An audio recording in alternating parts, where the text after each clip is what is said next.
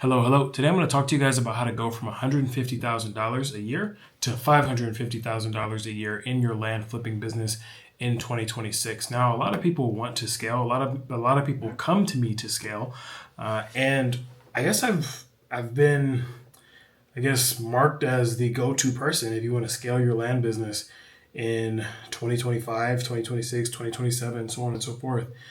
And today, I'm going to talk to you about some of the principles that I help my clients implement when they come to me having already started the land business. So maybe they've done a few deals, maybe they have had some success, but it's not consistent. Maybe they don't understand sales processes as well.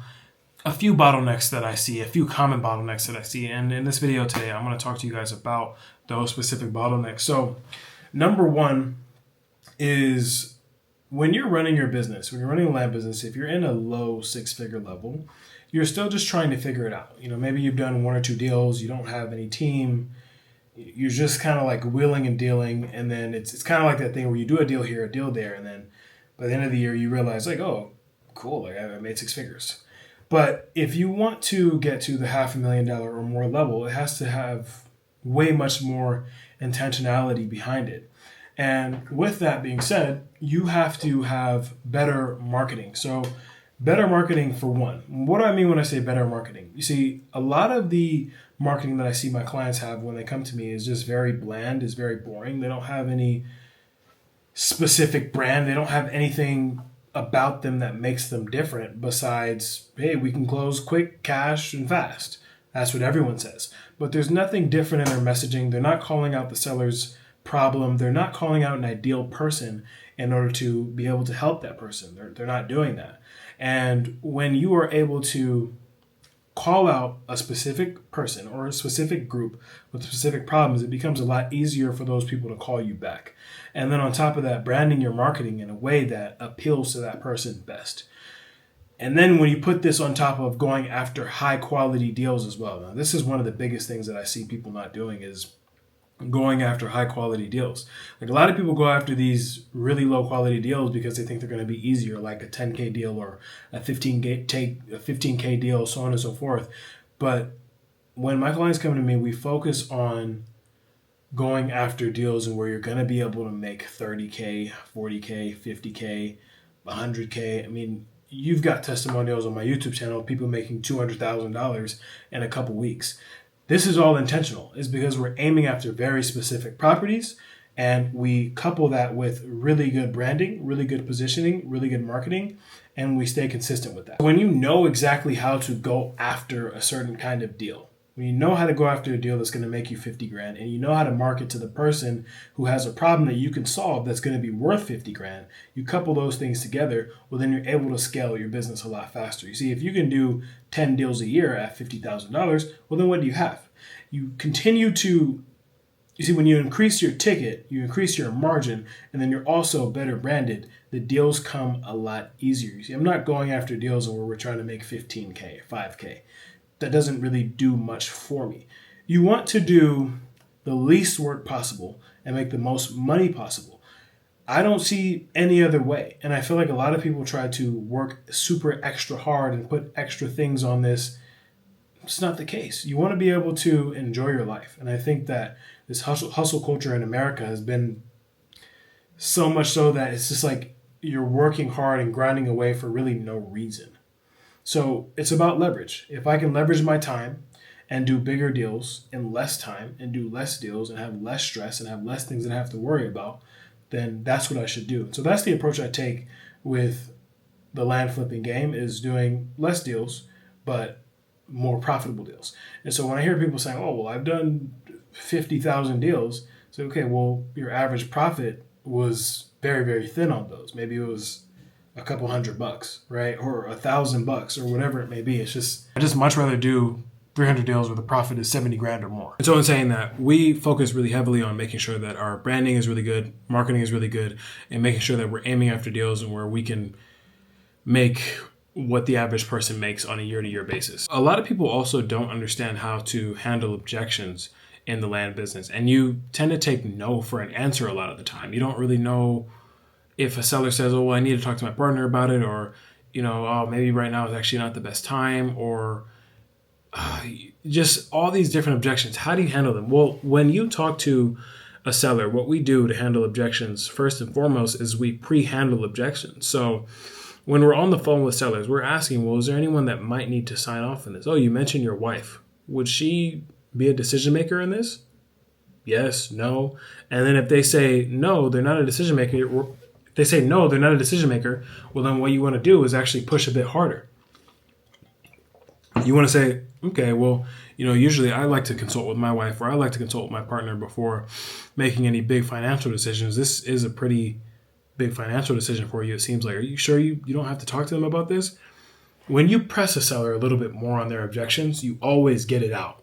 So lay the objection out on the table before you make the offer. Whether it's a partner objection, whether it's it's not the right time objection. Well, listen, Billy, you called me for a reason, right? And I really believe that timing is everything, of course, but I don't think you would have called me if you didn't need to sell now.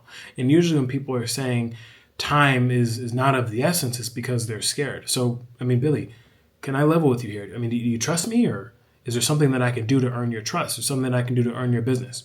There's a specific way to handle objections, and most people just take that first objection and take that no as just a no. And it's not a no. It's not a no. And there's nothing wrong with having objections. If you can handle someone's objections, you also have to realize that most people don't have the skill of handling objections. And because most people don't have the skill of handling objections, that's why they're not making $500,000 a year or more. This is why they don't even have the potential to get to $1 million, $2 million. Now, bear in mind, I'm just talking about $500,000 here. There's another level that is getting to $1 million a year, $1.5 million a year, $2 million a year, and beyond. Now, just getting better at objection handling. So not taking no for an answer, handling their objections in the beginning of the call, and making sure that by the time you make your proposition and then by the time you make your offer, they really don't have anything. We've had sellers literally hang up on us because our offer is so good and we've handled all their objections. So what are you going to do now? And then do we call them back and do we still get deals done? Yes. But some sellers just hang up. Sometimes your objection handling can be so good that a seller will just hang up on you.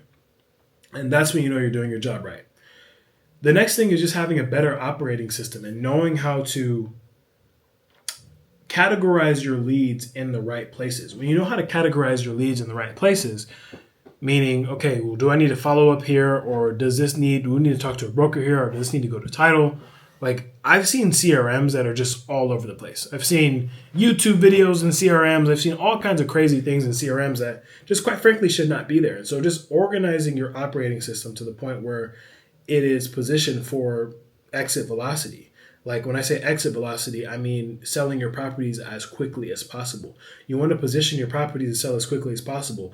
The only way to do that is by tracking every single thing from the time the call goes in, time the call comes in, to the time the property is sold. So tracking every single follow-up, tracking every single subtask, setting every single subtask. If you don't have a subtask on a card in your CRM or on a task in your CRM, well, then you are vehemently failing. You are failing if you don't have that. You need to make sure that on every single one of your cards, you have a follow-up subtask. You need to make sure that on every one of your cards, you have a follow-up subtask set. So that's something I actually help people do, is just get a better operating system for their business. And I've gotten many clients that say, man, once I start working with you, I feel like I'm actually running a real business. I'm not just wheeling and dealing here. I'm really running a business here. And that fills me with a lot of pride, because then I know that once you feel like you're running a real business, once you have the proper setup, the proper business structure, the proper infrastructure in your business, then it's a lot easier for you to scale from 150 to 550 to a million and so on and so forth. But you have to have the operating system in place first. You can only run and gun and sprint for so long before it's time to put things in place properly. Now, the last thing is a greater understanding of timelines. And this is something that a lot of people suffer with. I think most people come into this game and think that they're going to get in here and then they'll be in here for 30 days, 60 days, even 90 days, even 100 days, 120 days, whatever it may be. And they're just going to get results and get deals done. Now, while a lot of people do get deals done quickly, especially after working with me, it does take time and results may vary. And so you have to understand results may vary. If you don't understand the time horizons, if you don't understand how a property actually goes from again, property in, and you guys are talking to the lead and working the lead to property sold, well, then you're going to have a tough time. You're going to have a really tough time scaling and getting to where you want to be in this business, because it can be difficult to get into this business, see everything that's possible, and then it takes you a little bit longer to get the deal done. It takes you a little bit longer for the check to clear. It takes a little bit longer for the wire to hit. But that's completely okay. So understanding that, like, hey, I'm going to send out this mail consistently, but then I'm also going to understand that what I'm doing right now with these mailers and these cold calls and me talking to all these sellers and taking all these reps and going through the property that looks like trash and that is covered in wetlands and is in floodplains, and this seller said that my offer is completely wrong. If you go through all that stuff and you realize that some of these deals take time, and that, hey, you could actually follow up with the seller 100 times, 200 times over 12 months, and then 12 months from now they decide that they want to sell, then it's going to be a lot easier for you to run the business. Once you master the timelines and understand that, like, listen, these deals take time. They don't happen overnight. And so because they don't happen overnight, I'm going to continue to follow up with my leads. And then what's going to happen is eventually I'm going to build up this snowball effect where I've been doing this for so long and deals just flow to me. And so I'm in a situation now where I've been doing this for so long and I've sent out so much mail and I've sent out so much marketing in my career that it's like, man, like, it's just a snowball effect at this point. I mean, this year, so many leads from years ago have come in that we've been able to close. And so you just want to be able to, like, recognize the timeline, because you're going from hustler to proper investor. You're going from hustler to proper businessman, businesswoman, proper business person when you cross that $500,000 threshold. So in order for you to cross that $500,000 threshold, you have to start thinking differently. The same thing that got you to 150K is not going to get you to 550K. And the same thing that got you to 550 is not going to get you to 1.5 million. The same thing that got you to 1.5 million is not going to get you to 2.5 million, so on and so forth. And this is something that I had to learn, because when I made my first 150K, I was like, okay, well, I just got to keep doing a lot of the same thing. And then I realized it's not exactly true. There are ways that you have to reposition yourself in order to be an actual business, to where as you scale, if you are removed from the business, if you want to do something else, the business still runs and makes money and cash flows. That's ideally how you want to set this business up, and so that it becomes a vehicle for you that is pretty much passive income. And that's where you see where people are talking about, you make passive income from land. That's because you built out a system that puts deals on a conveyor belt from start to finish, all the way to deals sold, and then the wires in your account, the checks in your account, so on and so forth. But you can't do that if you don't get through the basics first and understand timelines. So I hope this video was helpful. If you found it helpful, feel free to like, subscribe, and leave a comment. If you need help building, scaling, growing your land investing business in 2025 and beyond, feel free to book in a strategy call below, and I'll see you on the next video.